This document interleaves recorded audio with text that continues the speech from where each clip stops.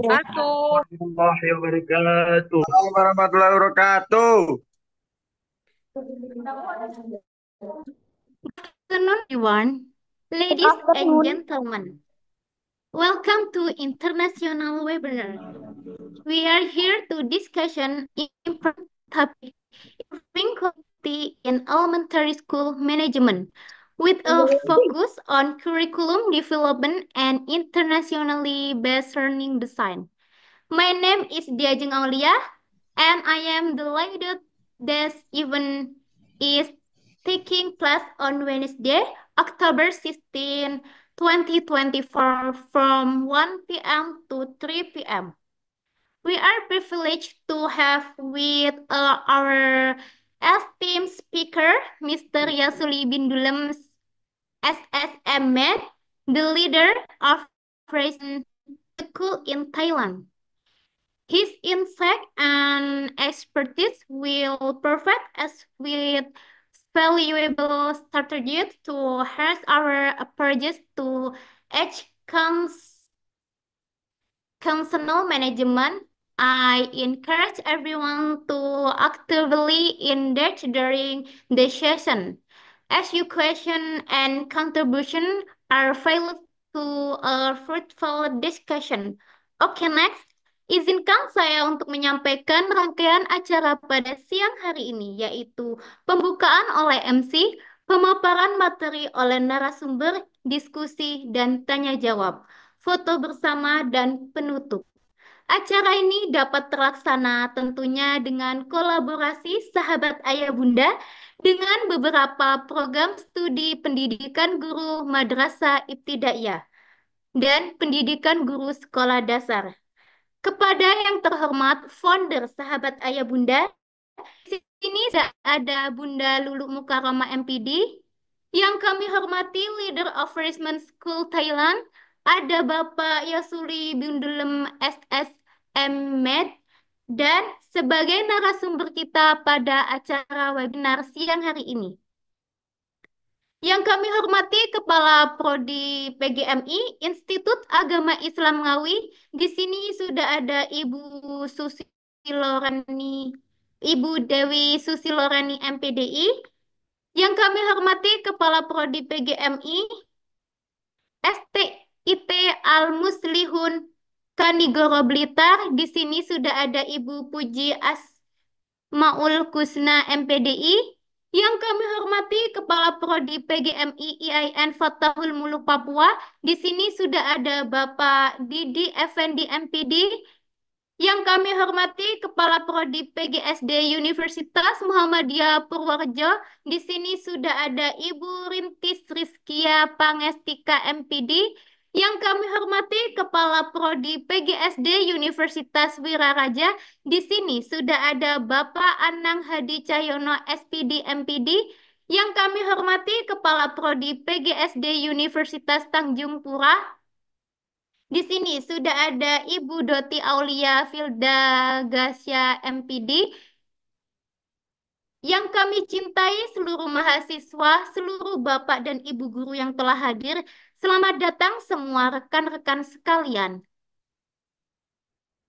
Bapak dan ibu semua rekan hadirin yang berbahagia, baiklah untuk mempersingkat waktu, marilah kita buka acara ini dengan membaca basmalah.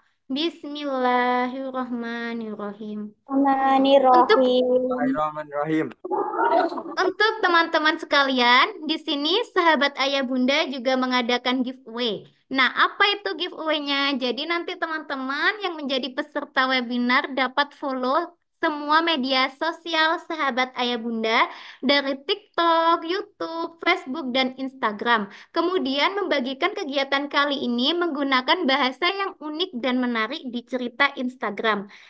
Dan juga jangan lupa untuk tag Instagram sahabat ayah bunda bagi dua peserta yang dianggap lolos, namun belum follow keempat media sosial sahabat ayah bunda, maka akan dinyatakan hangus. Oleh sebab itu, follow terlebih dahulu media sosial sahabat ayah bunda, setelah itu buat story di Instagram terkait webinar yang diikuti saat ini, dan tag Instagram sahabat ayah bunda.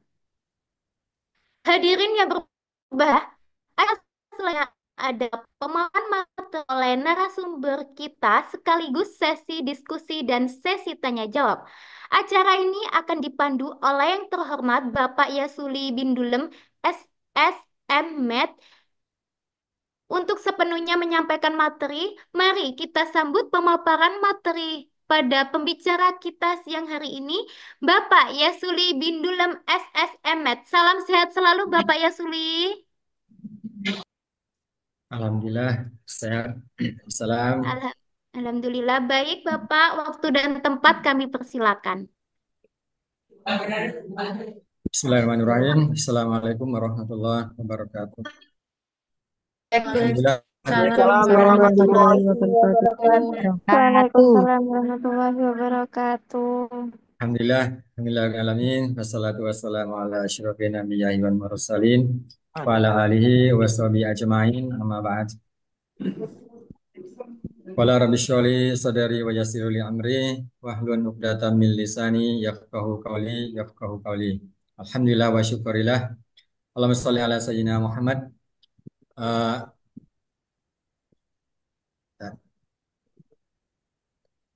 Izinkan saya menyampaikan materi atau sharing dalam bahasa Indonesia.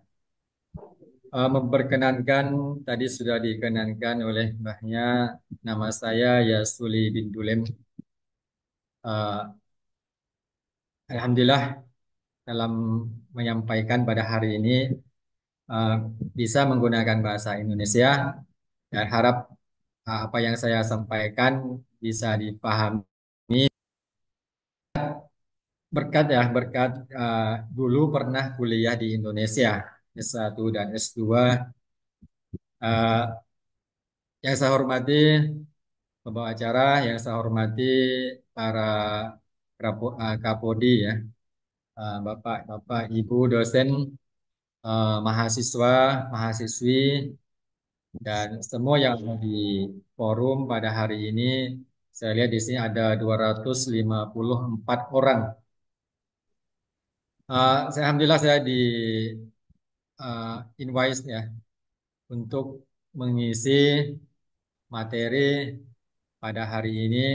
Saya kira untuk hari ini bukan mengisi tapi sekedar sharing apa yang dulu saya di Indonesia pernah di sana, juga sekarang di Thailand, bagaimana pengalaman terhadap di bidang pendidikan. Dan nanti mungkin bisa sharing.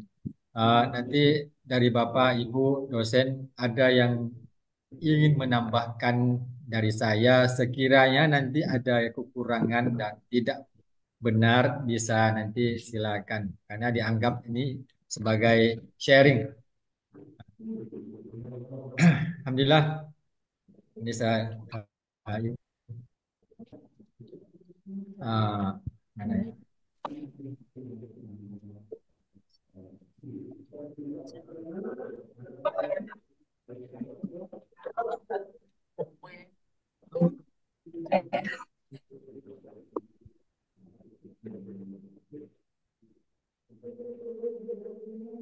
Jadi pada hari ini improving the quality of primary school institution management atau nanti arahannya ke pembahasan pada perubahan kurikulum dan desain pembelajaran yang berbasis internasional seperti itu.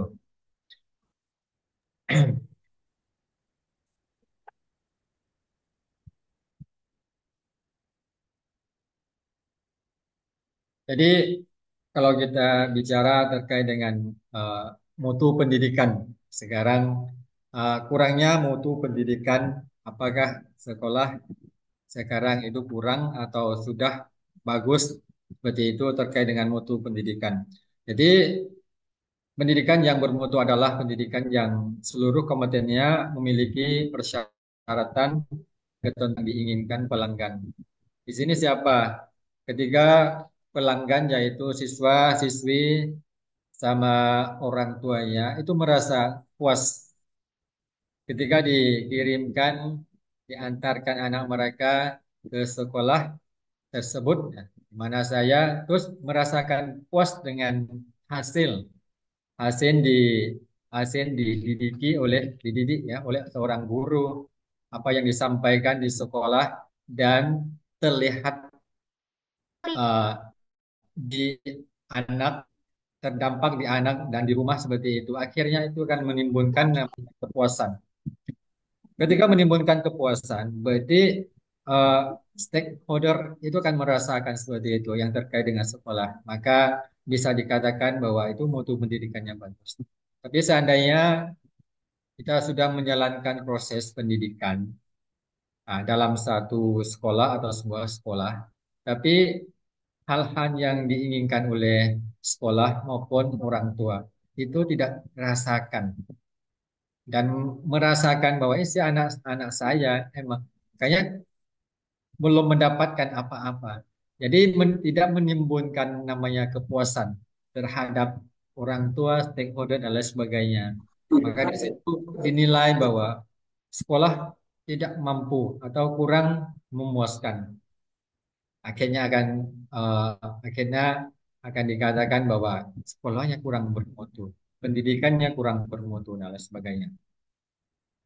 Jadi mutu pendidikan belum meningkat itu pernah diungkapkan oleh Diknat tahun 2001, juga beberapa jurnal yang membahas terkait dengan mutu pendidikan.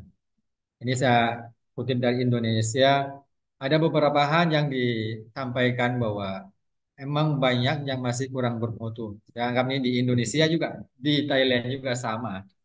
Ya, karena ada kerisauan dari beberapa instansi. Karena anak didik itu akhirnya akan eh, masuk ke sebuah instansi untuk bekerja.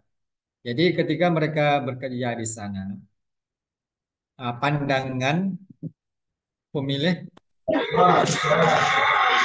tidak puas dengan pekerja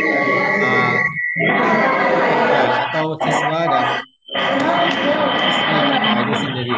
Maka ketika terjadinya kurang puas dengan hasil atau yang dilaksanakan oleh uh, siswa dan siswi, maka itu akan imbasnya akan kembalikan ke pendidikan. Banyak yang komplain bahwa ini kok yang kerja di saya kok tidak bisa melaksanakan ini, tidak bisa melakukan itu. Itu sering terjadi hal seperti itu. Maka imbasnya kemana? Otomatis akan imbasnya ke sekolah. Bahwa bagaimana kok pendidikan, sistem pendidikan kurang bermutu, akhirnya larinya ke pemerintah. Bagaimana yang keluarkannya? Nah, kebijakannya, kurikulumnya seperti apa? Nah, kok sampai hasilnya tidak memuaskan. Ini sedikit paparan awal. Maka di sini saya akan bahas terkait dengan kurikulum. Nah, saya kira banyak yang sudah paham apa sih itu kurikulum. Saya kutipkan hanya dua dari USTN dan menurut Muhaimin. Jadi sama ya, proses dari awal untuk membentukkan atau menyampaikan kegiatan pembelajaran dari awal sampai akhir untuk membentukkan seseorang. Nah, sesuai dengan yang diinginkan dari input proses sampai ke output itu sudah tercakup dalam penjelasan atau uh, pengertian yang namanya kurikulum. Jadi bagaimanapun apapun yang bukan proses dari metode adalah sebagainya itu adalah kurikulum. Jadi saya artikan di sini bahwa kurikulum merupakan jantung dari pendidikan. Jadi membentuk dan kepribadian bangsa. Pendidikan sangat penting karena merupakan uh, membentuk kepribadian bangsa, membentuk seseorang sesuai dengan diinginkan oleh negara. Jadi di situ ada beberapa hal yang diinginkan negara bahwa untuk meningkatkan uh, sumber daya atau SDM, maka kurikulumnya disesuaikan dengan keinginan pemerintah yang di yang digambarkan seperti itu. Akhirnya saya kira ini sebagai jantung pendidikan untuk memamurkan masyarakat mensejahterakan. Maka pendidikanlah merupakan hal yang penting dan merupakan jantung dari pendidikan. Kurikulum juga selain merupakan jantung, saya artikan sebagai senjata. Karena banyak dari beberapa negara itu menggunakan kurikulum sebagai senjata negara. Jadi yakni mengarah dan menggerakkan apapun yang ditanam, apapun yang disampaikan dalam kurikulum, akhirnya adanya input, proses, dan output itu akan terjadi muncul dalam seseorang siswa mahasiswa. Ya, dalam proses pendidikan, maka itu bisa digerakkan. Nah, apalagi di sekolah nanti, apapun yang ditanamkan nanti, maka akan dimunculkan seorang siswa. Dia akan kemana, dia mau jadikan apa, seperti itu. Maka guru merupakan kurikulum hidup. Di sini guru saya anggap sebagai pendidik yang memang sudah memahami yang namanya kurikulum. Pendidikan diarah kemana, seorang guru pasti harus memahaminya. Ada sebagian guru, saya pernah ketemu guru itu kadang-kadang tidak memahami kurikulum. Mana bisa mengatakan bahwa guru tidak memahami kurikulum. Karena guru kadang-kadang tidak pernah membaca atau mempelajari yang namanya kurikulum. Bahkan tidak tahu apa sih kurikulum itu. Kenapa? Karena ketika mengajar, ada proses pembelajaran di kelas, menyampaikan materinya itu sesuai dengan buku. Membuat RPP sesuai dengan buku yang ada. Karena sekarang buku itu sudah ada percetakannya. Jadi masing-masing percetakan akan mencetak buku yang diinginkannya sesuai dengan kurikulum yang ada, benar. Dan ada SRPP-nya sendiri. Maka guru tanpa mempelajari kurikulum pun, tanpa memahami maksud dari kebijakan dari pemerintah pun, sudah mengajarkan siswanya bagaimana sesuai dengan RPP yang ada, yang disiapkan oleh percetakan sesuai dengan buku yang ada. Maka akhirnya guru tidak paham yang namanya kurikulum itu apa, mau diarahkan kemana, tapi mengajarkan itu sesuai dengan RPP. Itu uh, bisa dikatakan bahwa itu kesalahan hampir fatal, ya, kesalahan fatal. Ketika bukunya itu hanya uh, akan menonjolkan kepada uh, IQ, mencerdaskan anak dan lain sebagainya. Tapi di situ di RPP tidak menerapkan yang namanya nilai kenegaraan atau tidak sesuai dengan mutu pendidikan pada sekolah itu sendiri. Maka di sini seorang guru bukan uh, bertindak sesuai dengan keinginan, tapi harus sesuai dengan keguruan, ilmu keguruannya, uh, harus kembalikan ke kurikulumnya. Bahwa apa sih yang dibutuhkan negara melalui kurikulum, maka seorang guru harus seperti itu. Ya, guru juga sebagai hidden kurikulum. Kadang-kadang guru di sekolah itu bertindak sesuai dengan uh, apa ya, yang namanya guru mengajar kepribadian, uh, tindakannya bagus. Tapi kadang tindakannya ketika tidak dilihat oleh orang lain itu uh, mengeluarkan hal-hal yang tidak diinginkan. Perkataan yang tidak diinginkan diucapkan oleh seorang guru, tindakan yang tidak diinginkan oleh sekolah, tidak sesuai dengan arahan pendidikan, maka dilaksanakan di sekolah. Maka saya bilang sini bahwa guru sebagai hidden kurikulum. Anak itu akan meniru dari ucapan, perkataan, ya ucapan itu perkataan, ya benar. Terus perbuatan. tingkah laku dan lain sebagainya itu akan ditiru oleh seorang anak di TK, di MI, di SD. Mereka masih kecil, maka meniru adalah hal yang paling diutamakan oleh anak-anak. Maka ada yang mengatakan bahwa kalau ingin melihat uh, gurunya seperti apa, maka lihatlah anak-anak didiknya di kelasnya. Nah, anak didik itu akan selalu meniru tingkah laku seorang guru. Kalau gurunya pintar ngomong, maka anaknya juga akan begitu. Kalau gurunya diam di kelas, tidak banyak tindak lakunya, sopan santun, juga akan seperti itu. Walaupun tidak semuanya demikian, tapi maksimalnya, kebanyakannya akan seperti itu. Karena jadi maka dianggap sebagai bahwa guru juga sebagai hidden curriculum.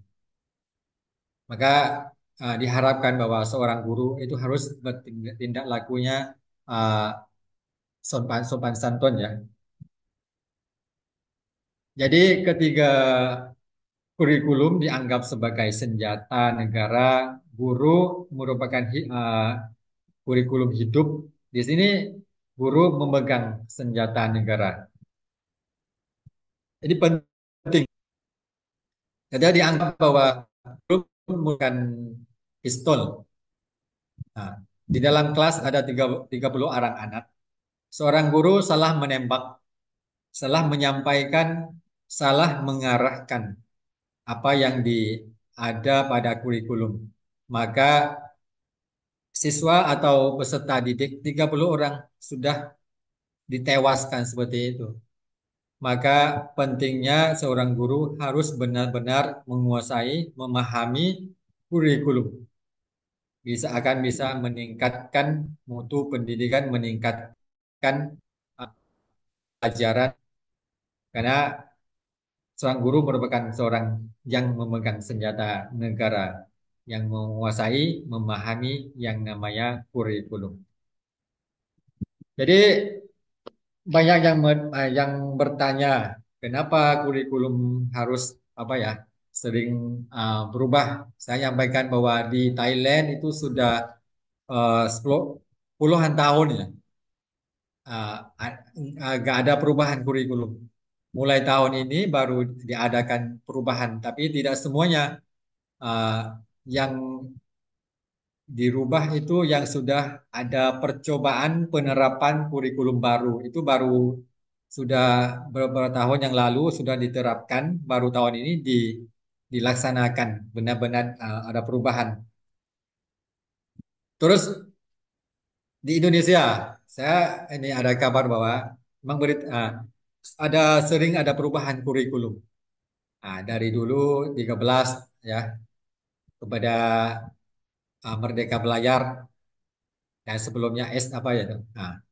Sudah ada keseringan seperti itu, ada kerisauan dari guru bahwa kurikulumnya sebelumnya belum sepenuhnya dilaksanakan, kurikulum baru sudah diterapkan lagi habis masa pandemi COVID, kurikulum baru diterapkan. Saya kira ada jawabannya dari kebijakan-kebijakan yang dikeluarkan oleh uh, para apa ya pakar keilmuan di atas ya dari pemerintah itu sendiri. Saya kira mereka sudah ada pertimbangannya sendiri. Saya tidak berpihak kemana, cuma adalah ya alasannya kenapa. Mungkin di sini akan bisa menjawabkan sedikit seperti itu ya.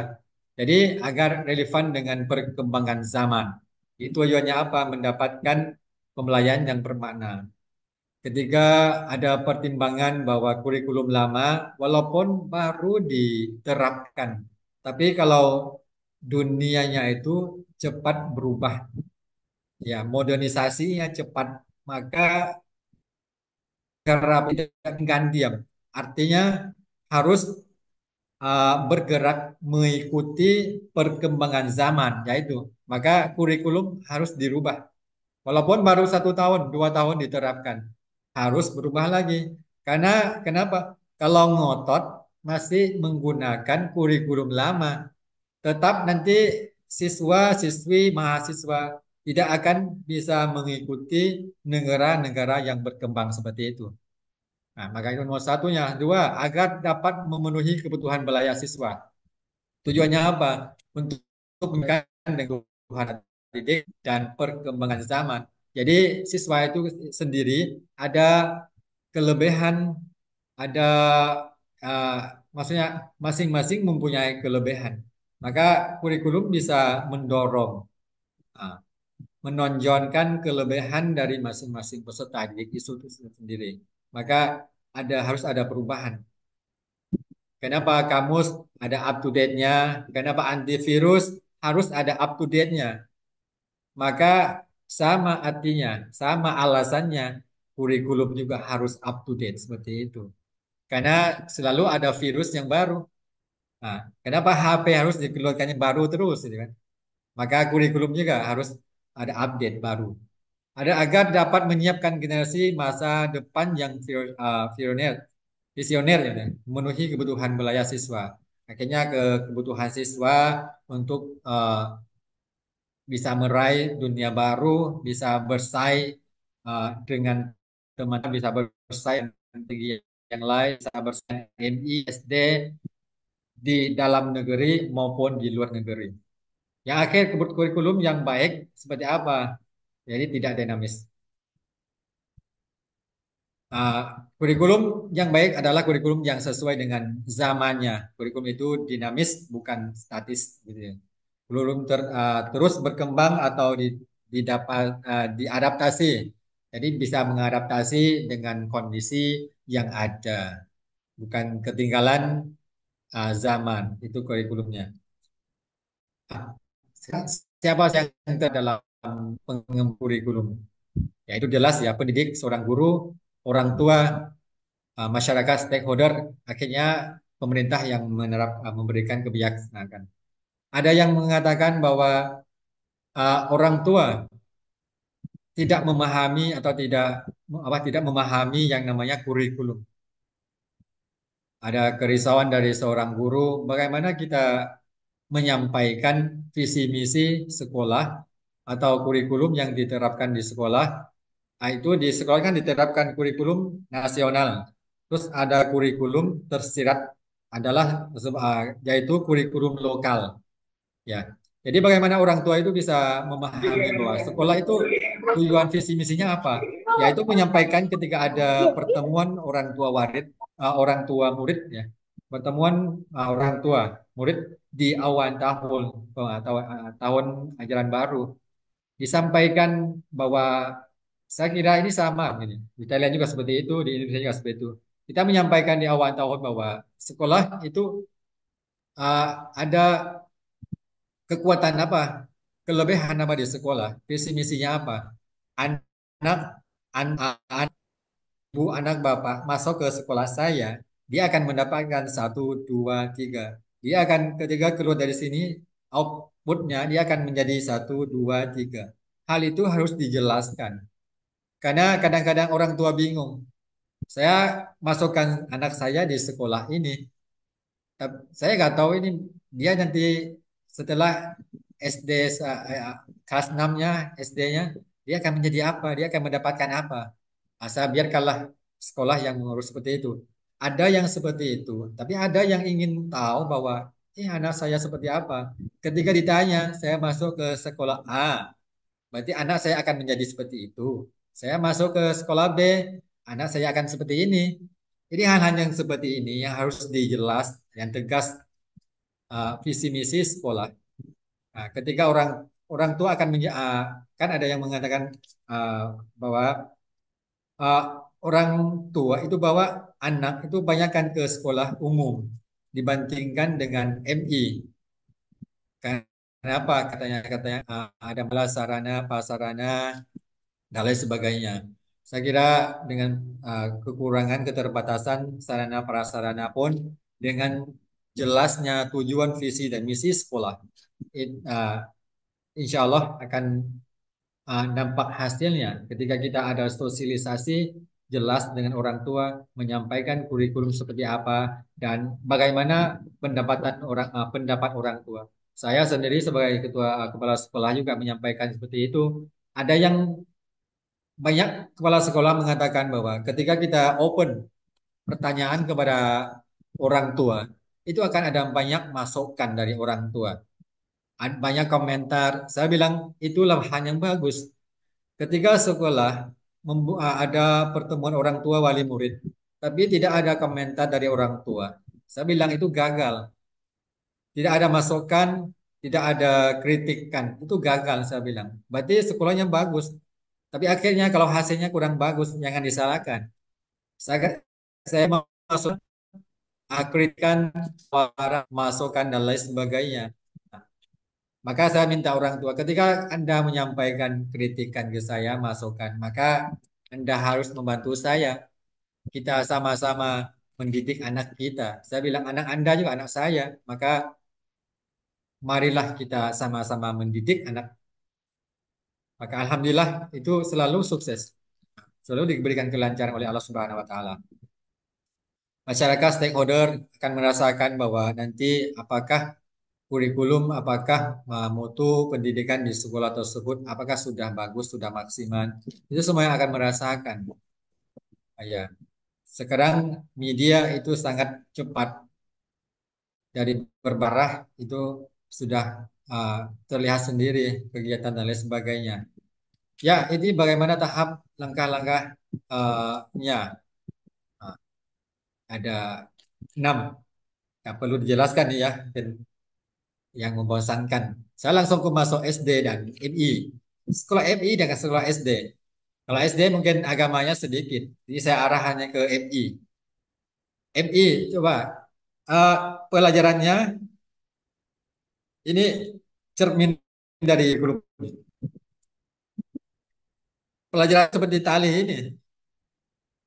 Di sebelahnya ada agamanya, di sebelahnya ada umumnya. Sebenarnya kalau seorang guru kita memahami bahwa agama dan umum itu sebenarnya tidak bisa dipisahkan. Tapi seakan-akan sekarang itu agama dan umum di sekolah itu dipisahkan. Hampir putus, kadang-kadang itu putus, tidak ada kaitannya agama dengan umum.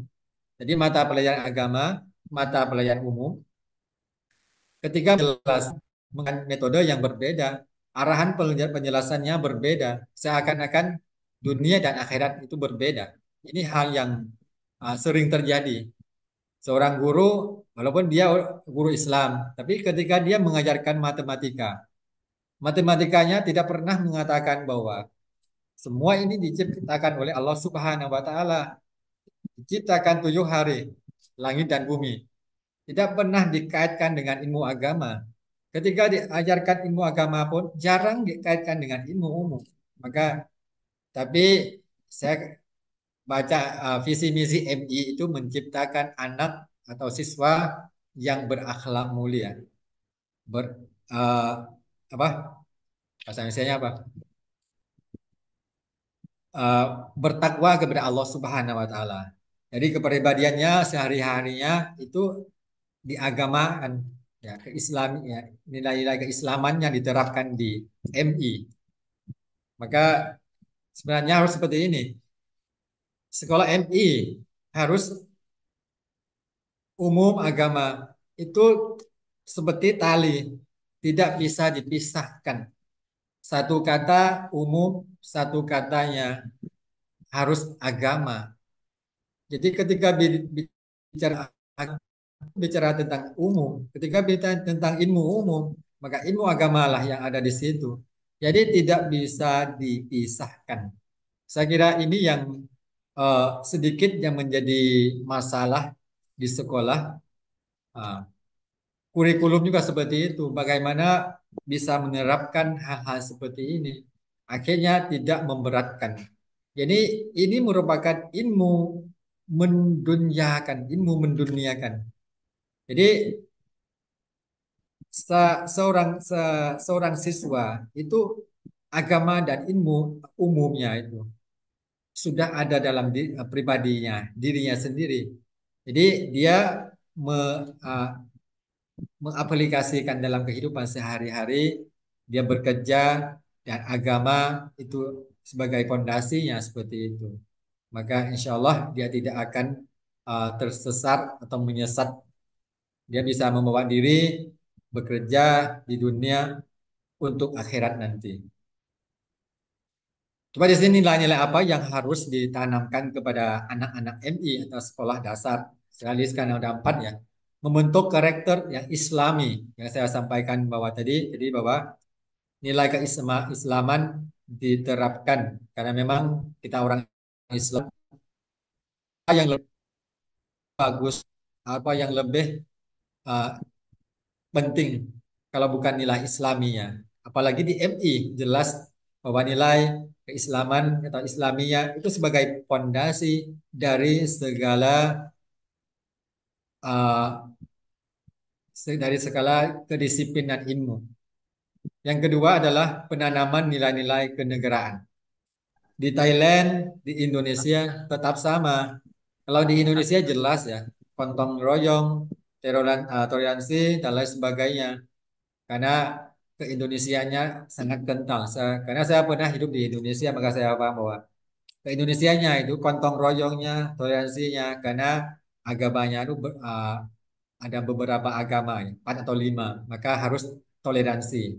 Ya, nah, di situ harus ditanamkan. Ya, saya kira sudah dilaksanakan. Nah, insya Allah itu. Saya sampaikan perbedaan di Thailand. Thailand itu negara Buddha. Thailand ini negara Buddha. Kita sangat kita menghadapi dengan apa ya?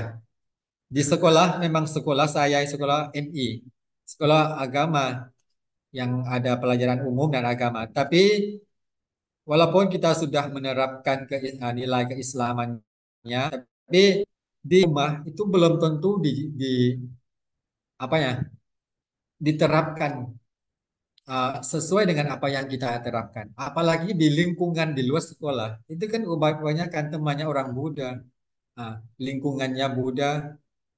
Ini tantangan untuk sekolah MI di Thailand. Beda dengan Indonesia. Di dalam sekolah, dalam kelas, di luar sekolah, di pasar, di mana-mana ada masjid. Itu semuanya sangat kental. Mereka itu bisa belajar di dalam kelas sampai keluar kelas. Tapi kalau di Thailand, MI itu hanya di dalam kelas, di dalam sekolah, di rumah itu kita harapkan, kita sosialisasikan biar atau agar seorang orang wali murid itu bisa melanjutkan apa yang kita sampaikan. Tetapi habis itu kita tidak bisa melakukan apa lagi. Yang ketiga, menguasai pengetahuan dan teknologi. Ini karena ada pengembangan zaman, jelas bahwa ilmu pengetahuan dan teknologi. Teknologi yang semakin hari semakin pesat, semakin maju, maka itu diterapkan. Yang keempat, pengusahaan ilmu pengetahuan ini sama. Yang ketiga, apa sama? Kita lanjut. Terus di sini coba. Kurikulum 5 kurikulum yang ada pernah ya ada yang sebagian sekolah mungkin menerapkan kurikulum nasional. Yang kedua menerapkan kurikulum lokal. Ada sekolah yang menerapkan kurikulum umum nasional dan kurikulum agama ya. Terus ada juga kadang-kadang menerapkan kurikulum 5 ini. Ini merupakan kurikulum internasional. Di Indonesia, di Thailand pun sama, saya kira seperti itu.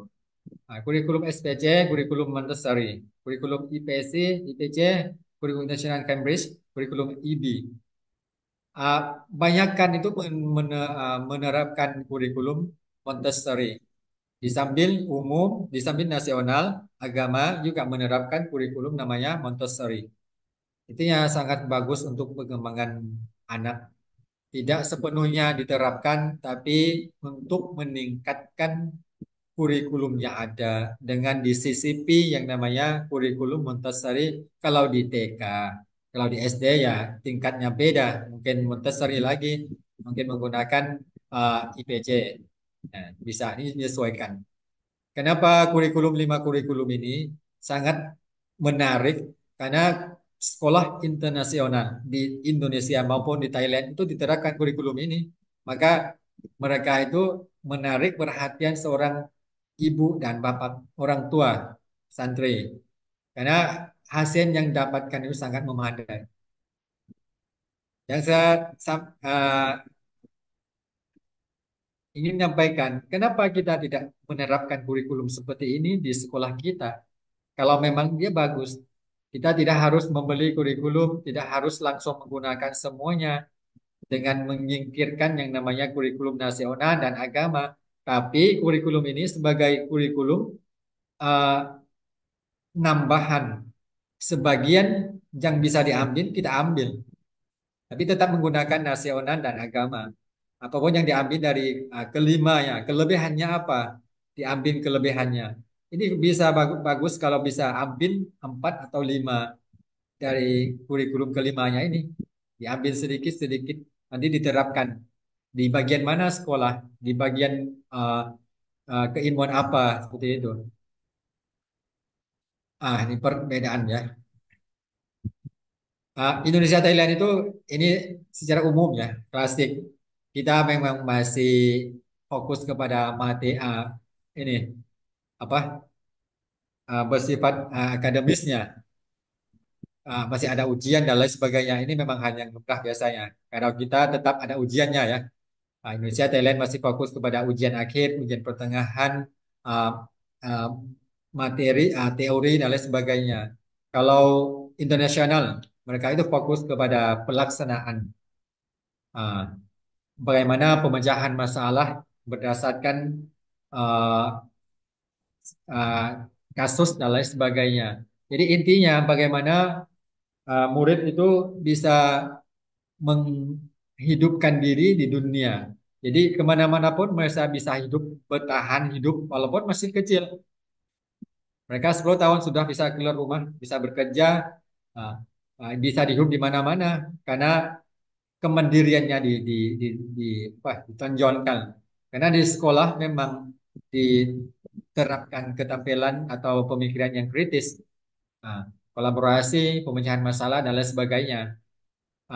Berpikir kritis bisa memecahkan masalah. Tapi kalau kita masih fokus kepada bagaimana belajar untuk menyelesaikan ujian. Bagaimana nanti hasil ujiannya saya harus bagus, anak saya harus bagus, ujiannya harus nilainya kotanya 20 ya harus dapat 20. Karena memang kita masih fokus ke arah ke sana. Coba kadang-kadang kita menenangkan diri dan berpikir bahwa semua ujian itu hanya untuk mengukur. Tapi yang pentingnya bagaimana mereka bisa menjalankan hidup sehari-hari mereka di dunia nyata untuk menghadapi dunia akhirat nanti. Untuk persiapan dunia akhirat nanti seperti apa? Jadi semuanya kalau di tempat saya sekarang saya terapkannya itu ada kurikulum umum, saya tidak ada kurikulum agama, tapi ilmu agama saya tetap tetap diterapkan full. Ya, ada yang integrasi ya, diterapkan dari pagi sampai sore. Apapun waktu, dimanapun, kapanpun, saya terapkan semuanya tentang agama, prakteknya, uh, pemberitahuannya dari, ya seperti itu. Jadi ilmu agama itu sudah dalam kehidupan sehari-hari pelaksanaannya. Apapun materinya, kalau memang bisa dipraktekkan, itu saya sengaja hapus dari kelasnya. Materinya hapus, semuanya diterapkan full dalam kehidupan sehari-hari untuk mengurangi beban di kelas. Tapi arahannya ke pelaksanaannya. Nanti kalau kita banyak pelaksanaannya, eh, maka anak itu akan lebih memahami eh, dan bisa terapkan di sekolah, di rumah. Kalau secara teori mereka hanya paham tapi tidak menerapkan karena tidak terbiasa. Ini coba.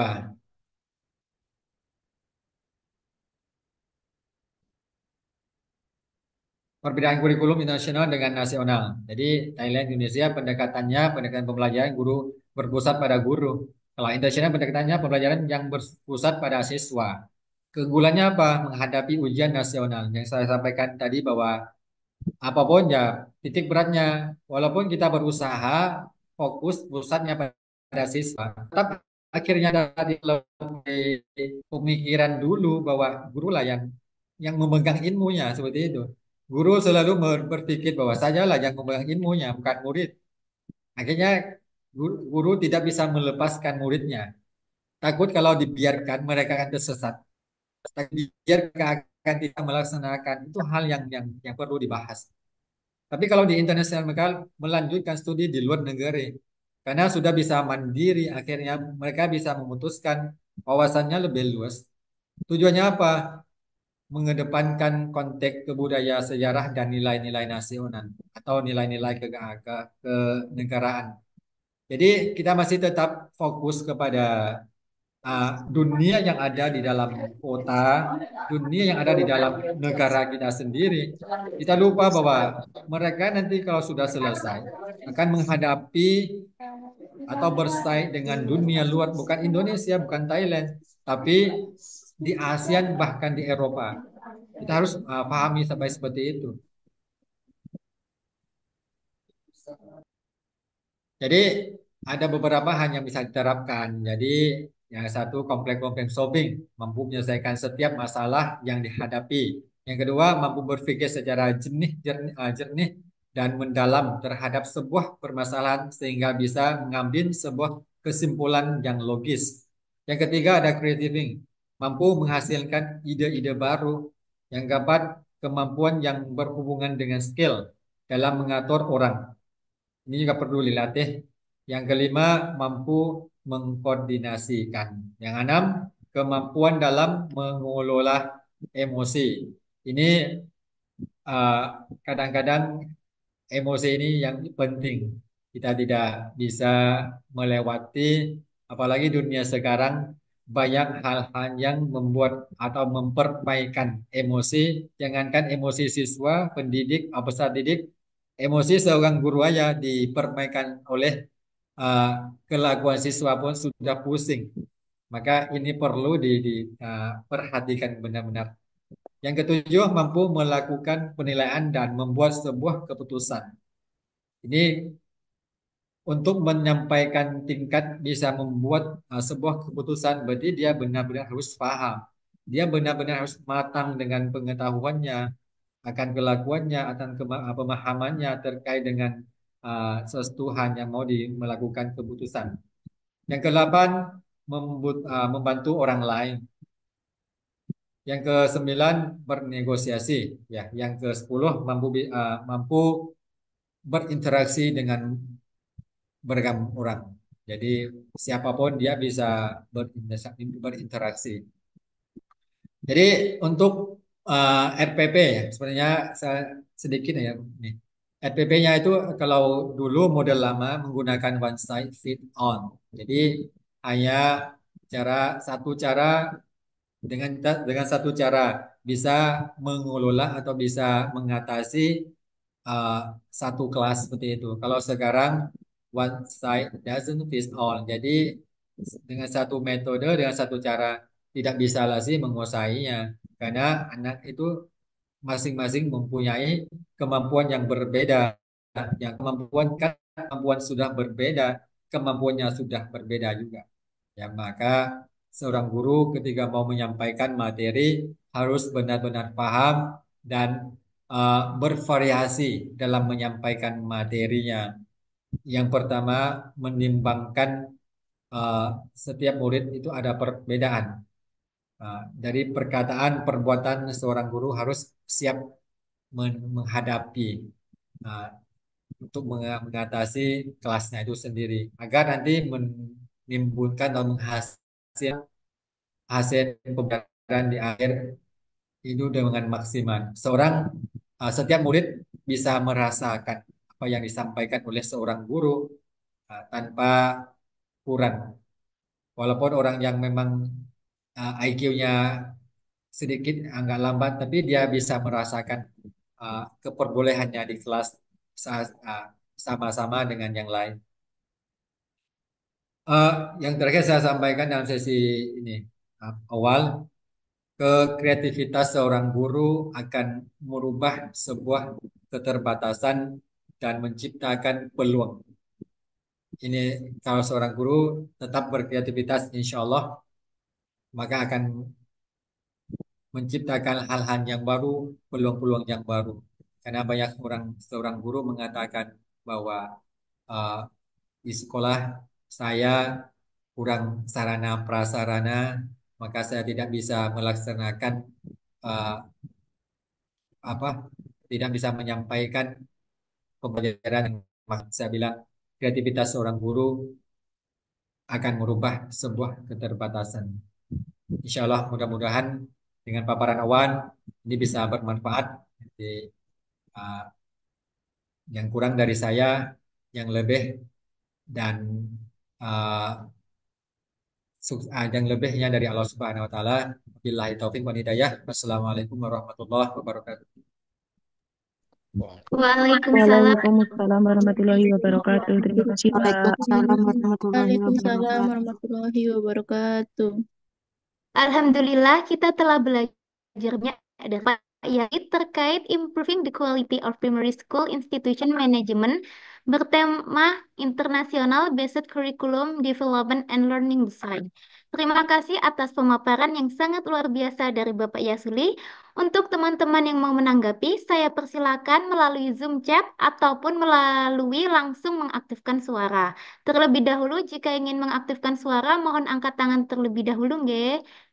Dan untuk teman-teman, kami persilakan untuk Saudari Ika Putra, waktu dan tempat kami persilakan.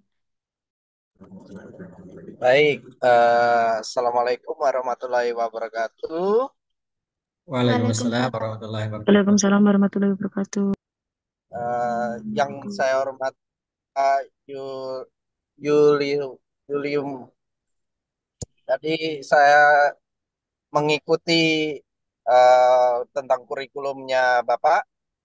Salam kenal, saya Ika Putra Viratama dari ujung timur Indonesia, Papua, Pak. Izin Pak, saya juga dosen di IAIN Fathul Papua. Nanti kita bisa saling sharing, Pak. Istilahnya itu yang saya mau tanyakan, yang kiranya kalau pendidikan di Thailand itu apakah ada pengajaran khusus untuk kalau di sini namanya anti bully, kalau di Indonesia anti bullying, kekerasan terhadap anak. Jadi ada pendidikan khusus di kurikulum itu mencakup kekerasan terhadap anak, atau juga kalau di kurikulum Indonesia ada memasukkan juga kurikulum tentang seks. Apakah di Thailand juga seperti itu ataukah seperti apa, Pak? Ya, jadi pengetahuan. Yang berikutnya, Pak, nanti saya bisa minta nomor teleponnya Bapak untuk kita saling sharing ilmu pengetahuan di ujung timur Papua. Siapa tahu bisa saling sharing lagi, Pak. Ya, terima kasih lagi. Mungkin terima kasih, Pak, dari saya Ika Putra Viratama dari Papua. Ya, alhamdulillah. Terima kasih. Salam dari Papua, dari Pak Ika Putra Wiratama. Masya Allah, jauh-jauh dari ujung timur. Alhamdulillah, saya akan coba menjawab Pak ya. Apakah anti bullying? Ini sekarang lagi trennya, bully-bully ini kata bully-bully. Bullying di Thailand tidak ada mata pelajaran khusus untuk anti bullying, Pak. Tapi kita ada dari Dinas Pendidikan mengeluarkan yang namanya sistem anti bullying. Jadi itu ada dalam sistem pendidikan di pusatnya. Terus langsung di koneksinya itu langsung ke sekolah. Di sekolah itu ada sistem juga. Nanti kalau ada hal-hal yang terkaitan dengan bully yang dilaksanakan oleh anak atau seorang guru, itu kita lapornya melalui uh, online. Nanti ada online-nya. Langsung kita masukkan. Jadi bulan ini apakah ada tindak kekerasan anak sama anak atau guru sama anak dan lain sebagainya yang berbaut dengan bully. Jadi itu ada laporannya, tapi tidak ada mata pelajaran khusus. Terus tadi ada tentang seks ya di kelas. Itu di Thailand itu ada mata pelajaran yang namanya mata pelajaran jasmani ya, yang terkait dengan olahraga, terkait dengan uh, badan, terkait dengan hubungan orang tua, kesehatan, teman dan lain sebagainya. Itu sudah satu mata pelajaran. Jadi di situ ada sedikit berbau apa berbau zeknya di situ. Ya, ya Pak. Insya Allah nanti nomornya saya nanti minta ke saya kirim nanti ya. Ya, terima kasih lagi. Nah, Nanti sama-sama. saya tunggu Pak. Izin. Mudah-mudahan ini bisa terjawab Pak ya. Ya, sudah Pak. Ya, terima kasih lagi Pak dari Sama-sama Pak. ujung timur. Ya, Ya, baiklah. Terima kasih. Assalamualaikum. Assalamualaikum warahmatullahi wabarakatuh. Waalaikumsalam warahmatullahi wabarakatuh. Terima kasih Bapak atas pertanyaan dan jawabannya. Untuk teman-teman Bapak Ibu guru serta Bapak Ibu dosen, bagi yang mau bertanya bisa angkat tangan terlebih dahulu atau bisa mengetik di Zoom chatnya ya. Ini ada Bapak dari saudari Felicia Diva, waktu dan tempat kami persilakan. Terima kasih kepada Kak Diajeng Aulia. Izin bertanya, Pak Yasuli.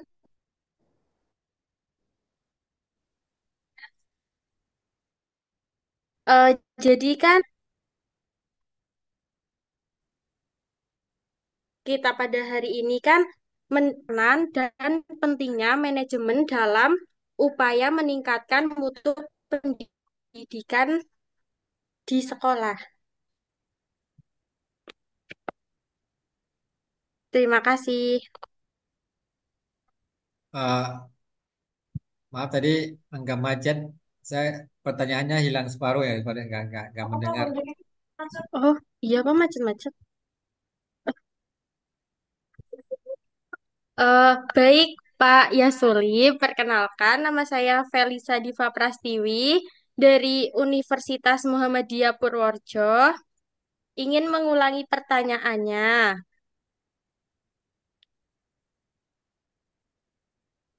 Bagaimana peranan dan pentingnya manajemen dalam upaya meningkatkan mutu pendidikan di sekolah? Terima kasih.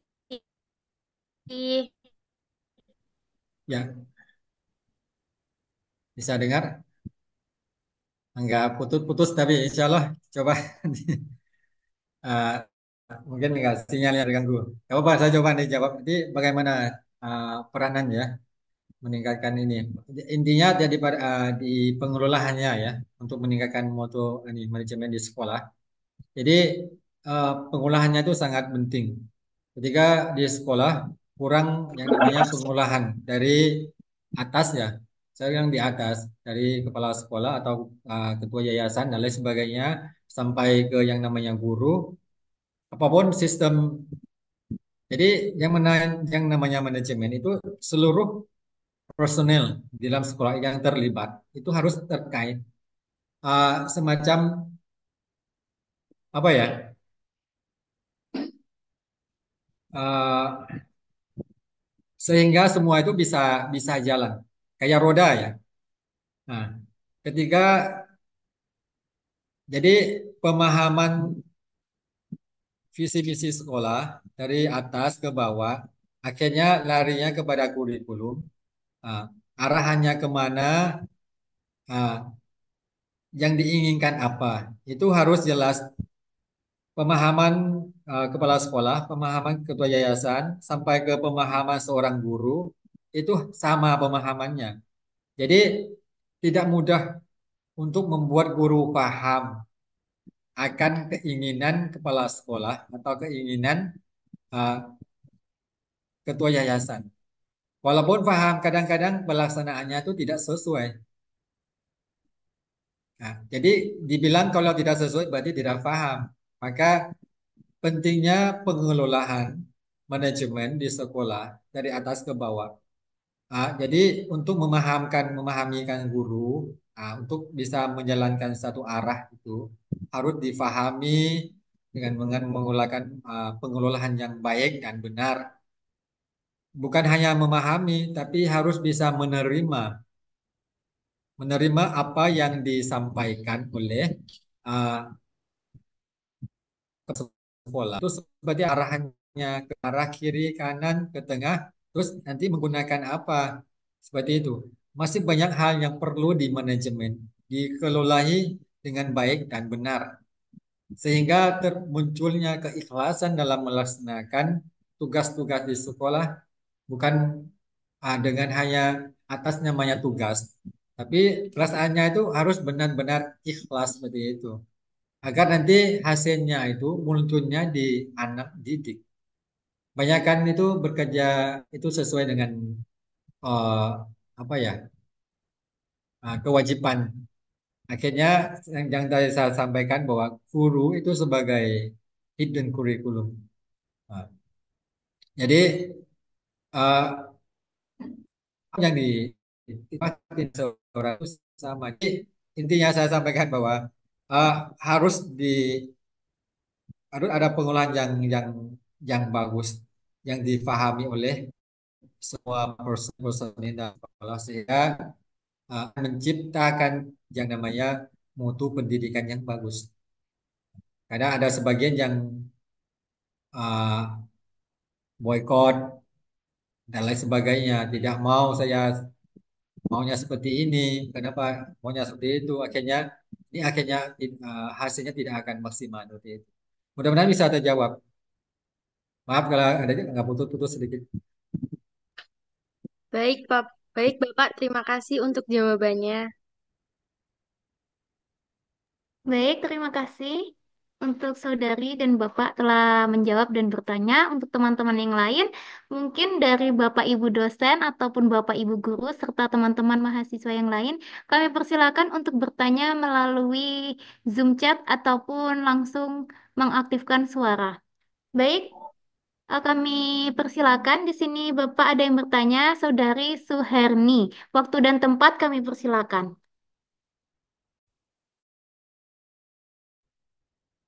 Ya, terima kasih Mbak apa ya? Perkenalkan saya Ibu Suherni. Saya berasal eh, dari Fakultas FKIP PGSD Untan. Di sini saya tertarik dengan Pak Jasuli tentang eh, apa tadi ya? Tentang guru yang kreatif ya Pak ya. Jadi begini Pak, kalau di kami gini kan, ada guru yang udah mau pensiun 2 tahun atau 3 tahun mau menjelang pensiun gitu kan Pak kan. Jadi kalau di saat ini kan kita penggunaan IT ya Pak ya. Bagaimana guru dapat bisa menggunakan teknologi ataupun sekarang ini banyak guru yang saat ini kita harus banyak menggunakan aplikasi Pak. Nah, di sini karena mereka merasa guru dulu begitu nyaman dengan kondisi zaman dulu. Mereka kurang nyaman dengan kondisi pada saat ini. Jadi saya ingin bertanya dengan Bapak, bagaimana versi negara Thailand mengatasi guru-guru yang masih uh, merasa di zona yang nyaman gitu kan, Pak kan yang kurikulum yang lama atau yang lama gitu. Jadi bagaimana cara versinya Thailand untuk mengatasi guru-guru demikian Pak. Terima kasih Bu Suherni. Ibu di sekolah umum atau MI SD? Iya, sekolah umum Pak di SD. Oh iya ya. Di SD. Sekolah umum ya. Ya, biasa kalau sekolah umum kan biasanya ada guru yang datang untuk pensiun ya, itu teman-teman guru lama. Uh, saya sendiri di MI, tapi Ibu di umum ya, Bu ya? Umum Pak, ya di SD negeri Pak. SD negeri, oh ya paham. Ya. Biasanya ini ada perbedaan sedikit Bu. Kalau di MI di swasta itu ya, itu untuk kalau pengarahan atau intinya pengolahan di dalam sekolah. Jadi uh, manajemennya di sekolah itu mudah untuk disampaikan kepada seorang guru. Jadi kalau kita punya intinya punya kekuasaan lah seperti itu. Nah, kalau MI sekolah swasta itu kepala sekolah atau kepala yayasan itu mempunyai kekuasaan untuk uh, lebih daripada sekolah umum. Saya sampaikan memang ada perbedaan di situ. Jadi dengan perbedaan tersebut bahwa di sekolah umum itu guru lebih ada kebebasan dalam melaksanakan atau bertindak. Nah, jadi karena di situ sekolah umum yang punya pemerintah. Tapi kalau swasta memang yang ada kepribadian yang memang punyanya seperti itu. Jadi kalau saya di MI, saya lebih leluasa dalam menyampaikan atau berlangsung ketemu dengan seorang guru. Nah, kita punya di situ. Maka itu kelebihannya. Tapi kalau di umum ada ketika di MI dulu kalau saya mau menegur seorang guru yang memang dia di zona amannya dan keadaan yang dulu belum pernah ada teknologi dan ketika saya diharapkan bahwa harus mempelajari teknologi. Tapi bukan memaksa. Jadi kita juga harus paham bahwa gurunya ketika 2 tahun lagi mau pensiun, berarti itu keadaannya memang tidak lagi uh, bisa diterapkan atau memasuki uh, teknologi. Jadi apa apa yang paling mudah, tapi dia harus tetap harus tetap membuka Bu ya. Seorang guru ya harus tetap membuka buka ini, buka hati untuk menerima bahwa saya harus coba. Paling tidak harus coba dulu seorang guru. Kalau memang tidak bisa, ya nanti mungkin ada alternatif yang lain. Kalau di ini, kalau di swasta, kalau di umum, saya eh, tidak yakin karena selama ini saya memperhatikan di sekolah umum itu mereka ada eh, apa ya kebebasan sendiri sehingga kepala sekolah pun kadang-kadang tidak bisa menyentuh di situ karena ada apa ya zona zonanya sendiri. Tapi ibu coba dia sama yang saya sampaikan sama itu. Kalau swasta lebih enak diajak ngobrol kalau bahasa ini ya enak diajak ngobrol ditanya kenapa nah, bisa dikembangkan lagi tapi di umum itu kadang-kadang lebih ke privasi. Nah, seperti itu. Tapi tidak salah kalau memang ibu ya mau nyoba untuk bertanya, ayah untuk ngobrol, kompromi dan lain sebagainya, sehingga mereka itu bisa mengikuti ibu seperti itu. Saya hanya bisa menyampaikan seperti itu Bu ya, karena tidak punya uh, kekuatan untuk ini juga. Kalau di swasta, saya kira kalau di umum seperti itu. Ya.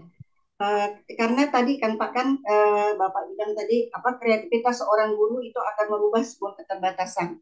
Nah, saya tertarik di situ Pak. Kalau kami di sini itu Pak, kalau guru yang seperti itu kan kita melakukan ada kegiatan KKG kan Pak kan. Jadi kegiatan KKB bagaimana kita melakukan sesuatu inovasi pembelajaran penggunaan teknologi. Jadi seperti itu. Tapi masih saja mereka dalam keadaan zona nyamannya gitu kan Pak yang dulunya.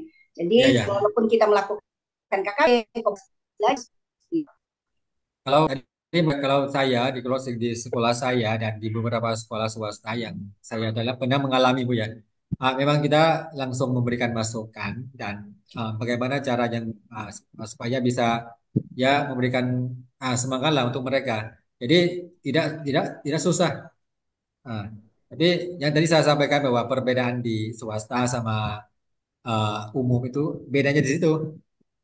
Zona amannya itu lebih lebih lebih luas daripada privasi dari sekolah apa ini swasta. Jadi uh, yang saya menggunakan kata kreativitas itu saya sampaikan karena ada yang kemarin yang menanyakan bahwa di tempat saya sarananya kurang, apalagi apa yang finansiannya, sarana finansiannya itu seperti uang dan lain sebagainya itu tidak mencukupi. Saya bilang ke seperti itu, uh, tidak harus menggunakan uang, tapi bahan-bahan di lingkungan sekitar sekolah itu sangat bisa digunakan kalau seorang guru itu mempunyai kreativitas. Tapi kalau yang tadi Ibu sampaikan itu, kalau itu memang sudah apa ya intinya sudah kebiasaannya dia ngotot seperti itu bukan terkaitan dengan sarana prasarana atau sarana finansial, itu terkaitan dengan pemikiran seorang bahwa dia tidak mau seperti itu. Ya Bu, maaf juga nih kalau nggak ini bisa menjawab Ya, itunya. terima kasih Pak. Ya sama-sama Bu, kasih. Baik, terima kasih untuk teman-teman berbulan serta Bapak Ibu guru yang hendak bertanya atau mau berbagi pendapat terkait pengalamannya selama mengajar ataupun permasalahan-permasalahan lainnya, boleh permasalahan di sekolah ya ini terkait kurikulum. Lalu, nah, di sini yang mau bertanya lagi Bapak itu Saudara Fahmi Nadori, waktu dan tempat kami persilakan.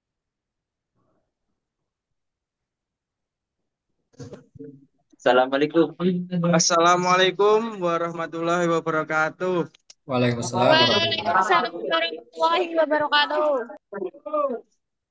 Perkenalkan nama saya Muhammad Syarif Hidayat. Saya dari Setit Al Muslihun. Saya mohon izin bertanya.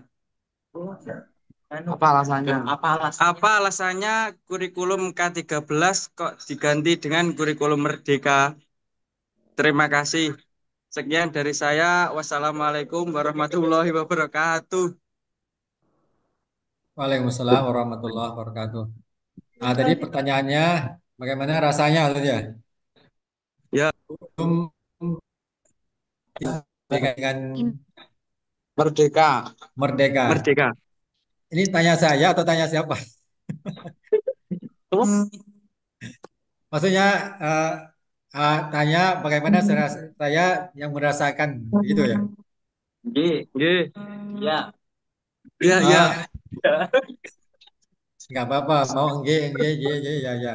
Ah, yang saya rasakan bahwa ketika kurikulum 13 diganti itu pas pandemi. Diganti ke bebas merdeka belajar. Kalau Anda paham, jadi saya lupa nama Pak Fahim ya, Pak Fahim, Mas Fahim. Kalau Anda paham dengan eh, merdeka belajar, saya sudah baca, sudah mempelajari, itu sangat bagus untuk perkembangan sekarang. Itu sesuai dengan perkembangan zaman. Nah, dunia yang modern itu harus kita kejar dengan menggunakan merdeka belajar. Karena memang 13 itu sudah sebelumnya jadi yang mereka pelajar memang sudah diupdate sesuai dengan perkembangan zaman. Saya kira di situ sangat bagus, sangat berkompetensi, sangat berpotensi ya, kompetensi, berpotensi, bukan kompetensi. Maaf kadang-kadang bahasanya berpotensi, sangat berpotensi untuk siswa dan mahasiswa Indonesia sekarang. Nah, agar tidak ketinggalan zaman istilahnya relevan seperti itu. Eh, coba ini dibaca ulang lagi. Insya Allah bagus. Jangan Ya, terima jangan kasih. jangan karena belum diterapkan sepenuhnya 13 sudah dirubah dengan merdeka pelajar akhirnya tidak mau nerima. Tapi dipelajari coba. Nah, insya Ya. Allah sangat bagus. Ya Pak Fahim, Contoh Bu soal. Fahim Ya, dong. tapi menurut nganu apa jenenge ya, Pak? Menurut saya itu kurikulum Merdeka itu kok lebih ribet ya. Ini sekarang sebagai guru atau siswa atau mahasiswa? Mas Soalnya Wahid, ini sekarang di guru atau mahasiswa? Mahasiswa. mahasiswa. Mahasiswa.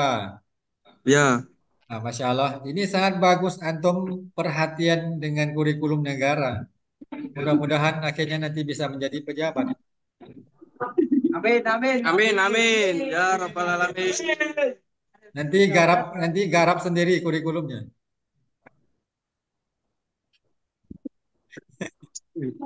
Terus ya, apa? Nanti garap. Ya, kalau tadi tanya saya memandang bahwa sebab saya itu. Terima kasih.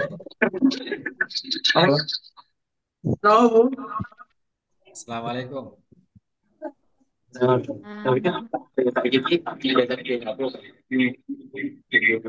Oh, biasa. Kamera on. Kamera.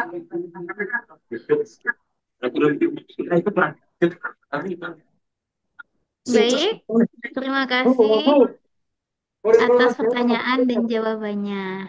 Sebentar. Nah, untuk Bapak Ibu guru ataupun Bapak Ibu dosen serta teman-teman mahasiswa yang hendak bertanya dan berdiskusi, kami persilakan untuk bisa melalui Zoom chat. Ya, ini Zoom chatnya sepi sekali. Teman-teman bisa memperkenalkan nama dan asalnya dari mana, dari universitas mana ataupun dari sekolah lembaga MI atau sekolah dasar. Kemudian untuk Kak Fami apakah mau tagih? Mau.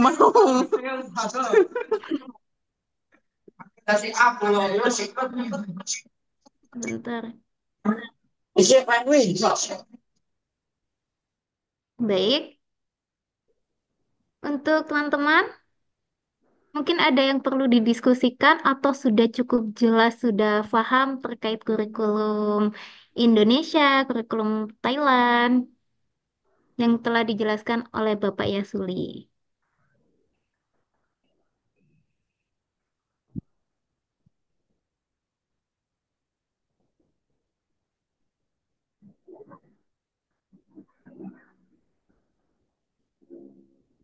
Baik, mungkin, oh sebentar.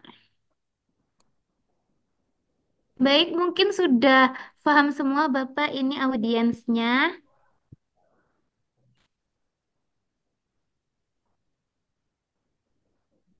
Apakah tidak ada yang perlu didiskusikan lagi?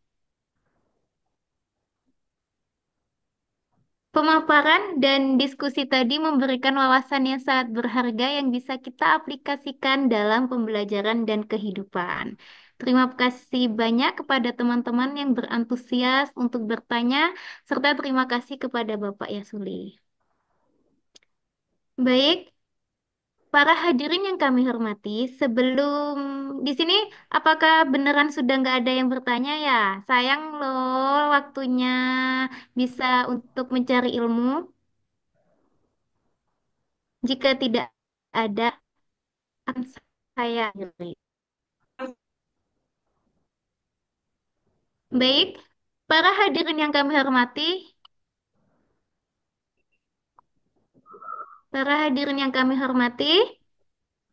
sebelum mengakhiri acara webinar online siang ini, tentunya pasti kita akan berfoto bersama dan teman-teman dimohon untuk kesediaannya mengaktifkan kamera.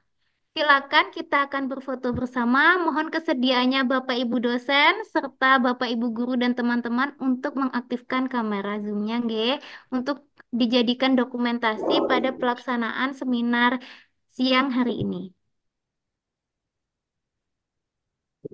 Oke, Oke, nah kan siap-siap. terlihat yang cantik-cantik, yang ganteng-ganteng kalau dibuka seperti ini. Saya hitung sampai 3, nggih. Terima kasih. Baik, Oke. 1, 2, 3.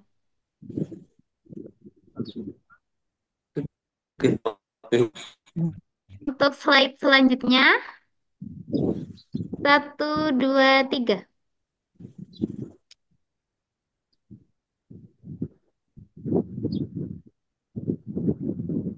Untuk slide selanjutnya,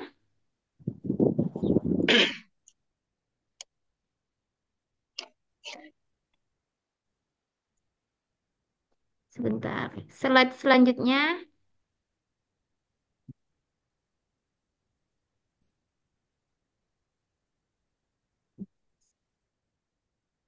Sebentar. 1, 2, 3.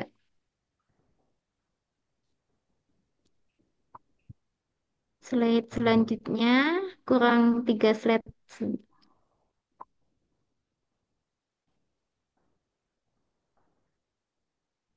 1, 2, 3.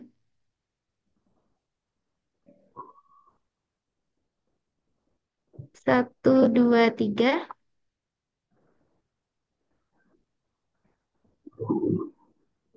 Kurang 1. 1, 2, 3.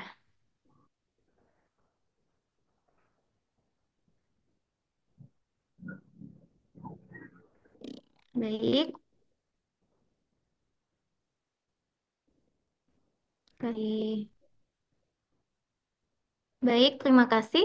Untuk teman-teman sekalian, saya mau mengingatkan lagi, tadi sahabat ayah bunda juga mengadakan giveaway ya. Jadi teman-teman bisa follow ke 4 media sosial sahabat ayah bunda, mulai dari TikTok, YouTube, Facebook, dan Instagram. Kemudian membagikan kegiatan kali ini ke story Instagram. Bapak, Ibu, dan hadirin yang berbahagia, kita sudah mendengar pemaparan materi dari Bapak Yasuli. Kita sudah mengetahui apa itu kurikulum, yakni jantung pendidikan sebagai panduan pembelajaran dari awal hingga akhir. Lantas, mengapa terjadi perubahan kurikulum seperti yang ditanyakan oleh Kakak Syarif Hidayat? Tadi itu untuk mempersiapkan masa depan anak, perkembangan anak, dan sebagai rangka menyempurnakan kekurangan-kekurangan selama ini yang terjadi dalam pelaksanaan kurikulum itu, di samping itu tentunya untuk memenuhi tuntutan perubahan zaman. Demikian kajian hasil internasional Improving the Quality of Primary School Institution Management yang bertema International Based Curriculum Development and Learning Design. Teman-teman yang terhormat, kini telah sampailah kita di penghujung acara. Semoga apa yang disampaikan oleh narasumber membawa berkah dan menjadi jalan kebaikan bagi kita semua. Demikian rangkaian acara webinar internasional Improving the Quality of Primary School Institution Management yang bertema International Based Curriculum Development. Saya dan segenap panitia yang bertugas mengucapkan terima kasih kepada Bapak atau Ibu yang sudah hadir, serta para peserta yang antusias mengikuti acara ini dari awal hingga akhir. Saya Diajeng Aulia, pamit undur diri. Sampai jumpa lagi di event Sahabat Ayah Bunda selanjutnya. Nasrum minallahi fathun qarib, wabillahi taufiq wal hidayah. Wassalamualaikum warahmatullahi wabarakatuh. Sampai jumpa. Terima kasih teman-teman.